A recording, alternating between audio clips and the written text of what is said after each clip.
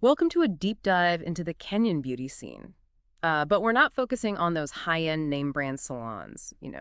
Today's focus is on salons thriving in residential areas and urban centers, the ones catering to the everyday Kenyan who wants to, step up their style game. Our source, a YouTube video guide on how to start a hair salon business in Kenya. And get this, even international beauty giants like L'Oreal are setting up shop in Kenya. So there's definitely something big happening here. It's a huge indicator, right? When a global player like L'Oreal makes a move like that, shows they see serious long-term potential. Definitely. So let's unpack this Kenyan beauty boom. What's driving it? The video highlights a few key factors. Well, first up, you have demographics.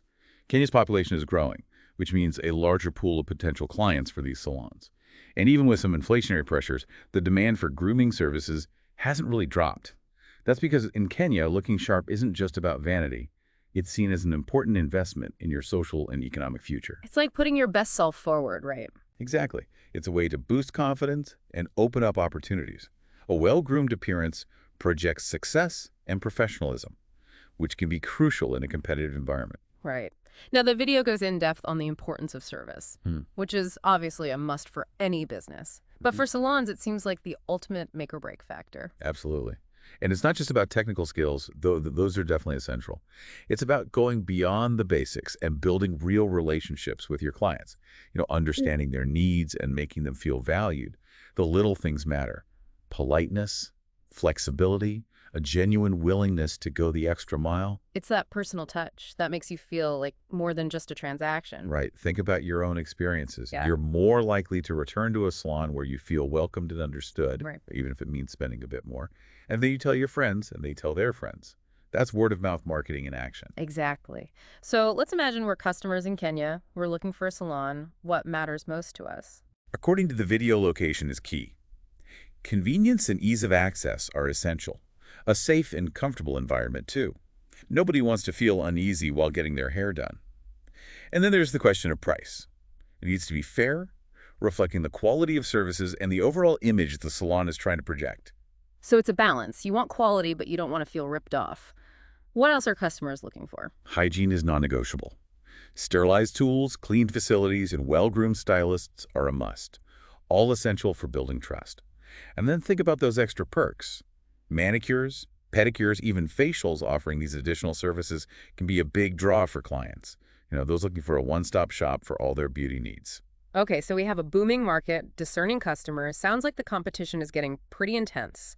How does a new salon make a splash in such a crowded landscape? The video offers a few smart strategies. One option is to capitalize on walk-in traffic in a high-demand area. If there's a constant flow of potential clients passing by, simply being visible and offering solid service can get the ball rolling. But to really thrive, you need to turn those walk-ins into loyal customers. You can't just rely on foot traffic. You got to give people a reason to come back. Exactly. Another tactic is that prime location. High visibility can attract new clients. But again, exceptional service is key. You got to turn those first-time visitors into regulars. So creating an experience that goes beyond the ordinary. Right. And the video also talks about specialization. Instead of trying to be everything to everyone, you focus on a niche service, maybe dreadlocks, weaves, or extensions for a specific hair type. This allows you to attract a targeted clientele and build a reputation for expertise in that area. Become the go-to place for a certain style. Exactly. Then you have those salons that go above and beyond with their facilities, luxurious chairs, modern equipment, maybe a spa-like atmosphere. It can generate buzz and draw in those initial customers. But as we've said, long-term success takes more than just a fancy setup. It's about the fundamentals: service, quality, and understanding your customer. Right. And then there's another strategy the video mentions. It's a little more unconventional, shall we say.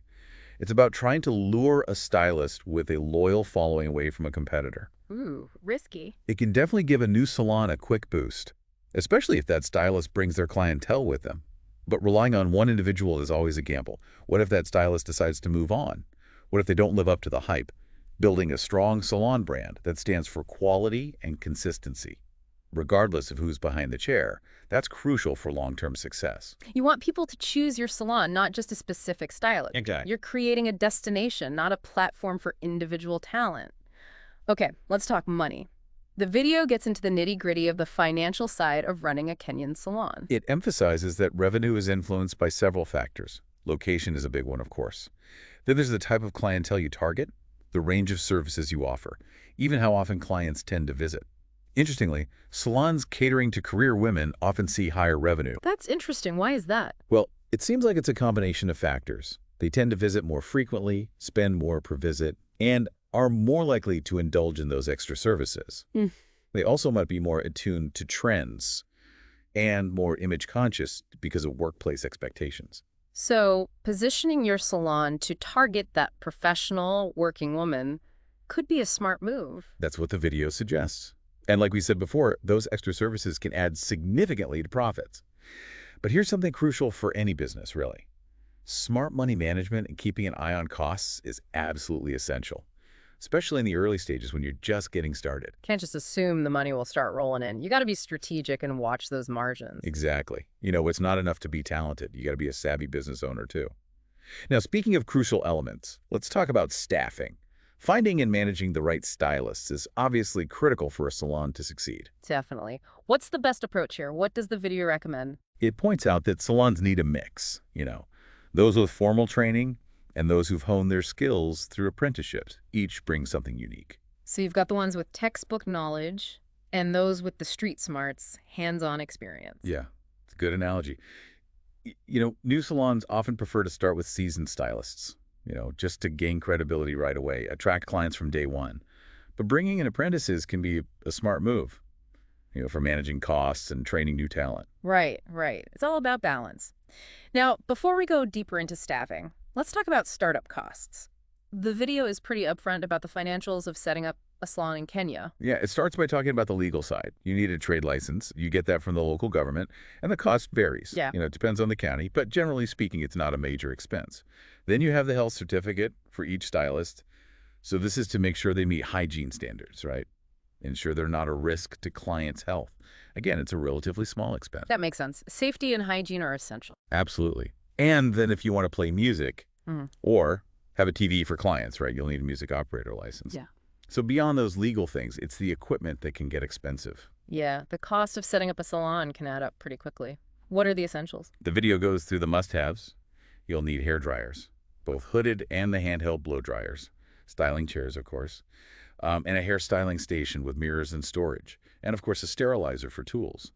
Then there are shampoo bowls, and if you're offering those extra services, a manicure set. That's quite a list. Any wiggle room for new owners, Yeah. the ones who are on a tight budget. The video recommends looking into both new and secondhand equipment, which can save a lot of money, especially at the beginning. That's a good tip. Then there's the ongoing cost of supplies, right? Shampoos, conditioners, all those products. Right, you got to factor all that in. The video even recommends checking out wholesale suppliers. Along River Road in Nairobi, Yeah. a well-known spot for, bargain prices. Okay, so let's say someone is watching this video and they're dreaming of opening their own salon. What would be a realistic estimate for startup costs? The video gives a range, from 50,000 to 2 million Kenyan shillings. That's quite a range. It is. It really depends on, your ambitions, the equipment you choose, and the location. So there are options for entrepreneurs at different levels and budgets? Yeah, exactly. You can start Like- small and scale up. Yeah. As you build momentum, grow your client base, and increase your revenue. Now, the video doesn't just focus on the practical stuff. It also delves into some of the bigger challenges and opportunities facing the Kenyan salon industry. It's interesting. One thing that really stood out to me was the emphasis on differentiation. There are so many salons out there, so you've got to find a way to stand out from the crowd. Right. We talked about finding a niche, offering unique services, building a strong brand identity. What else does the video recommend? It talks about branding, right? But it makes an interesting point about branding. Large-scale branding campaigns can be expensive and difficult to execute, right? But there's a real opportunity for what they call localized branding. Localized brand. It's about building a reputation in your local community, Yeah. becoming the go-to salon in your neighborhood, known for a specific style or service.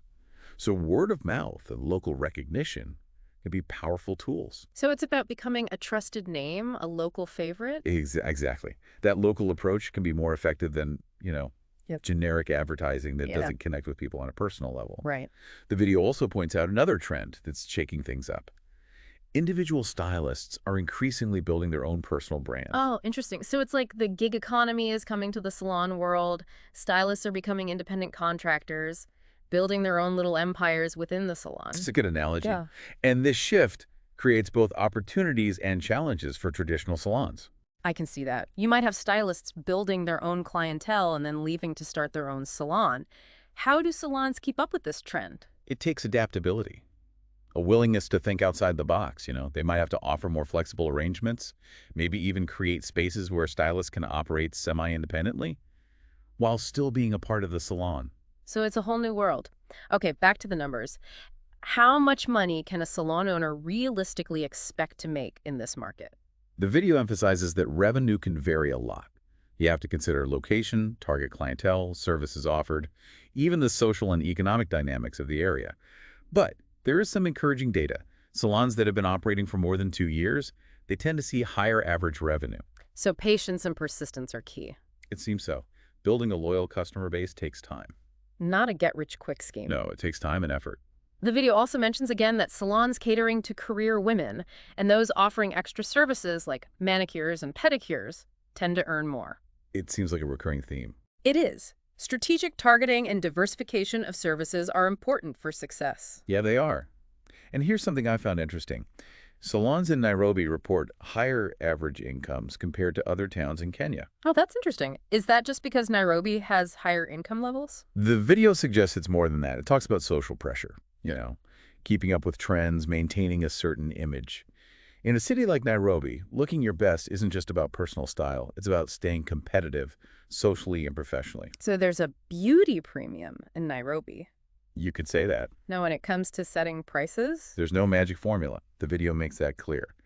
Prices vary a lot depending on location, the salon's image, the perceived value of the services. finding that sweet spot where customers feel they're getting good value. Right. Not too high, not too low. Just Right.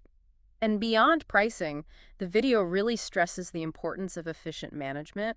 Oh, absolutely. Being organized, managing your money well, those things are essential. Minimizing waste, optimizing service times, carefully tracking your revenue, it all contributes to a healthy bottom line. So it's about being a skilled stylist and a smart business owner. Exactly. Both are important for success in this market.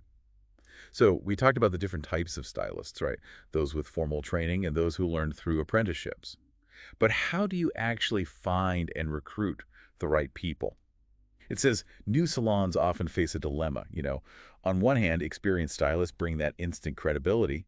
They can attract clients right from the get-go, but they also command higher salaries, right? Or a bigger cut. You're paying for their experience and client base. Right. But on the other hand, hiring recent graduates or apprentices, that can be easier on the budget, but it might take longer for them to build their own clientele and generate, significant income for the salon. So it's a trade-off, right?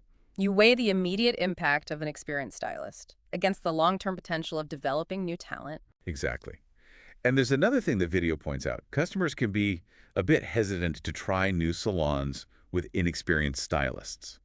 Yeah. People are particular about their hair. Right, the big deal. You don't want to be anyone's experiment. Exactly.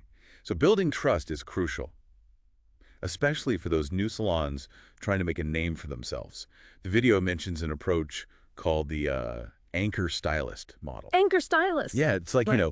you bring in one really experienced, well-respected stylist, someone with a loyal following already. They become the anchor, drawing in clients and kind of setting the standard for the salon. The other stylists, maybe the less experienced ones, they work alongside this anchor, learning the ropes, and benefiting from their reputation. It's like a built-in mentorship program. It can be, and it's often very effective.